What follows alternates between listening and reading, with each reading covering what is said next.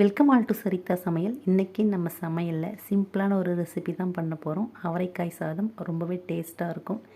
எல்லாருமே வீட்டில் விரும்பி சாப்பிடுவாங்க. ஸ்கூலுக்கு கூட லஞ்ச் பாக்ஸ் நம்ம கட்டி கொடுக்கலாம். ரொம்பவே சூப்பராக இருக்கும். இப்போது இந்த சாதம் எப்படி பண்ணுறதுன்னு பார்க்கலாம். அடுப்பில் கடாயை வச்சு சூடு பண்ணிவிட்டு இதில் 1 ஸ்பூன் நெய் சேர்த்துக்கலாம்.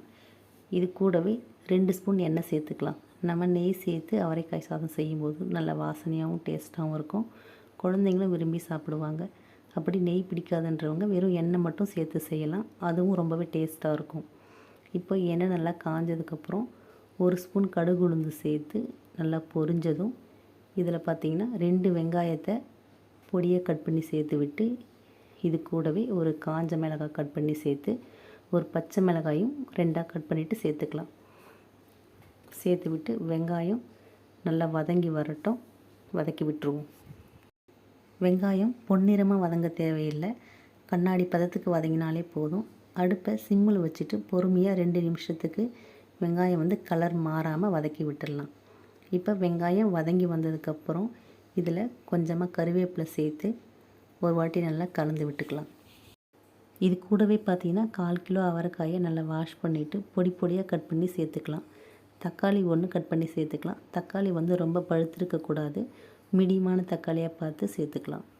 அதே மாதிரி அவரைக்காய் பார்த்திங்கன்னா பிஞ்சு அவரைக்காயாக இருக்கணும். முத்தி போயிருந்ததுன்னா நம்ம சாப்பிடும்போது நறுக்கு நறுக்குன்ற மாதிரி இருக்கும். அதனால் அவரைக்காய் சாதம் நம்ம செய்யும்போது பிஞ்சு அவரைக்காயாக பார்த்து சேர்த்துக்கலாம்.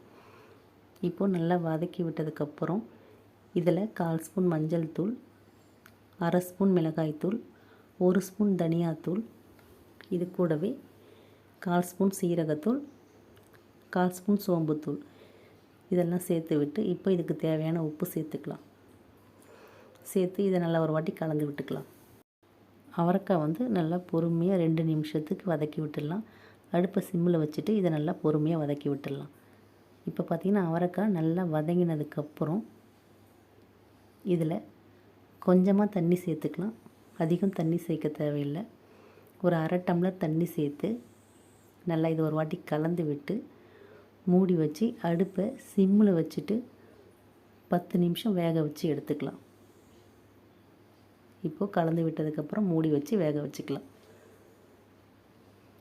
நம்ம அடிக்கடி நடுவில் எடுத்து நம்ம கிளறி விடுவோம், இல்லைன்னா அடி பிடிச்சிக்கும்.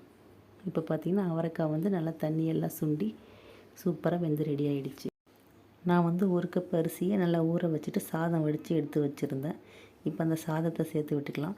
சாதம் பார்த்திங்கன்னா உதிரி உதிரியாக இருக்கணும். அப்போ தான் சாப்பிட நல்லாயிருக்கும். இப்போ இதுக்கு தேவையான உப்பு சேர்த்துக்கலாம். நம்ம ஏற்கனவே காயில் உப்பு சேர்த்துருக்கோம். இப்போ சாதத்துக்கு மட்டும் உப்பு சேர்த்துக்கலாம். சேர்த்து விட்டு பொடியை நறுக்கின கொத்தமல்லி இலையும் கொஞ்சம் சேர்த்துக்கலாம். சேர்த்து நல்லா கலந்து விட்டுடலாம். அவ்வளோதான், அவரைக்காய் சாதம் ரெடி ஆகிடுச்சு. பிடிச்சிருந்தால் லைக் பண்ணி ஷேர் பண்ணி கமெண்ட் பண்ணுங்கள். என்னோட மற்ற வீடியோஸ்லாம் பார்க்கணுன்னு நினச்சிங்கன்னா சரிதா சமையலுக்கு சப்ஸ்கிரைப் பண்ணுங்கள். தேங்க்யூ.